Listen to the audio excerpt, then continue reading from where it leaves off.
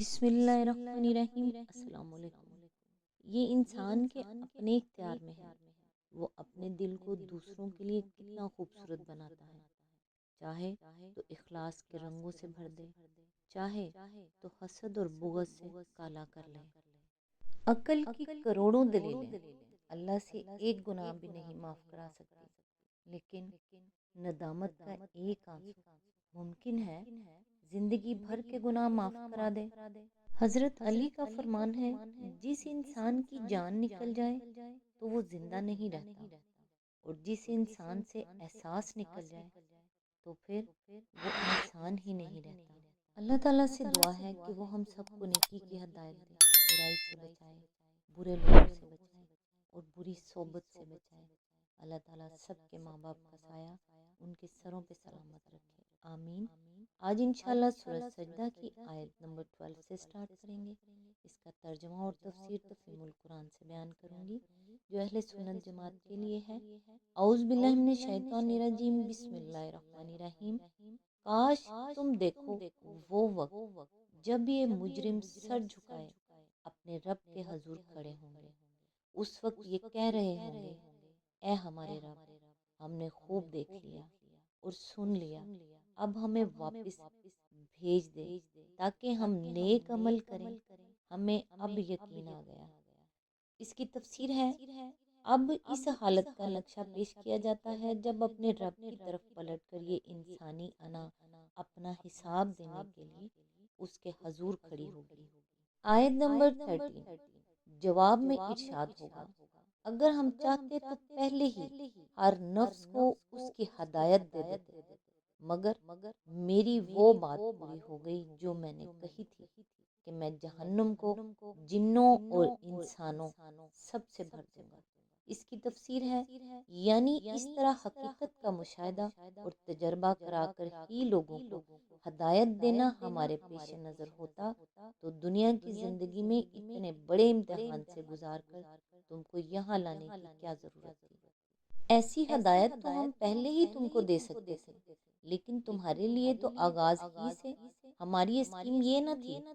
ہم تو حقیقت کو نگاہوں سے اوجھل اور حواس سے مخفی رکھ کر تمہارا امتحان لینا چاہتے تھے کہ تم براہ راست اس کو بے نقاب دیکھنے کے بجائے کائنات میں اور خود اپنے نفس میں اس کی علامات دیکھ کر اپنی عقل سے اس کو پہچانتے ہو یا نہیں۔ ہم اپنے انبیاء اور اپنی کتابوں کے ذریعے سے اس حقیقت شناسی میں تمہاری جو مدد کرتے ہیں، اس سے فائدہ اٹھاتے ہو یا نہیں، اور حقیقت جان لینے کے بعد اپنے نفس پر اتنا قابو پاتے ہو یا نہیں کہ خواہشات اور اغراض کی بندگی سے آزاد ہو کر اس حقیقت کو مان جاؤ اور اس کے مطابق اپنا طرز عمل درست کر لو۔ اس امتحان میں تم ناکام ہو چکے ہو، اب دوبارہ اسی امتحان کا سلسلہ شروع کرنے سے کیا حاصل ہوگا؟ دوسرا امتحان اگر اس طرح لیا جائے کہ تمہیں وہ سب کچھ یاد ہو جو تم نے یہاں دیکھ اور سن لیا ہے، تو یہ سرے سے کوئی امتحان ہی نہ ہوگا۔ اگر پہلے کی طرح تمہیں خالی الذہن کر کے اور حقیقت کو نگاہوں سے اوجھل رکھ کر تمہیں پھر دنیا میں پیدا کر دیا جائے اور نئے سرے سے تمہارا اسی طرح امتحان لیا جائے جیسے پہلے لیا گیا تھا، تو نتیجہ پچھلے امتحان سے کچھ بھی مختلف نہیں ہوگا۔ مزید تشریح کے لیے ملاحظہ ہو تفہیم القرآن جلد اول سورہ البقرہ حاشیہ نمبر 228، سورہ الانعام حواشی نمبر 6 to 141، جلد 2 سورہ یونس حاشیہ نمبر 26، جلد 3 سورہ المومنون حاشیہ نمبر 91 اور سورہ سجدہ حاشیہ نمبر 24۔ اشارہ ہے اس قول کی طرف جو اللہ تعالیٰ نے تخلیق آدم کے وقت ابلیس کو خطاب کر کے ارشاد فرمایا تھا۔ سورہ سعد کے آخری رکوع میں اس وقت کا پورا قصہ بیان کیا گیا ہے۔ ابلیس نے آدم علیہ السلام کو سجدہ کرنے سے انکار کیا اور نسل آدم کو بہکانے کے لیے قیامت تک کی مہلت مانگی۔ جواب میں اللہ تعالیٰ نے فرمایا، فَالْحَقُّ وَالْحَقَّ أَقُولُ لَأَمْلَأَنَّ جَهَنَّمَ مِنْكَ وَمِمَّنْ تَبِعَكَ مِنْهُمْ أَجْمَعِينَ، یعنی پس حق یہ ہے اور میں حق ہی کہا کرتا ہوں کہ میں جہنم کو بھر دوں گا تجھ سے اور ان لوگوں سے جو انسانوں میں سے تیری پیروی کریں گے۔ اجمعین کا لفظ یہاں اس معنی میں استعمال نہیں کیا گیا کہ تمام جن اور تمام انسان جہنم میں ڈال دیے جائیں گے، بلکہ اس کا مطلب یہ ہے شیاطین اور ان شیاطین کے پیرو انسان سب ایک ساتھ واصل جہنم ہوں گے۔ آیت نمبر 14، پس اب چکھو مزہ اپنی اس حرکت کا کہ تم نے اس دن کی ملاقات کو فراموش کر دیا، ہم نے بھی اب تمہیں فراموش کر دیا ہے، چکھو ہمیشگی کے عذاب کا مزہ اپنے کرتوتوں کی پاداش میں۔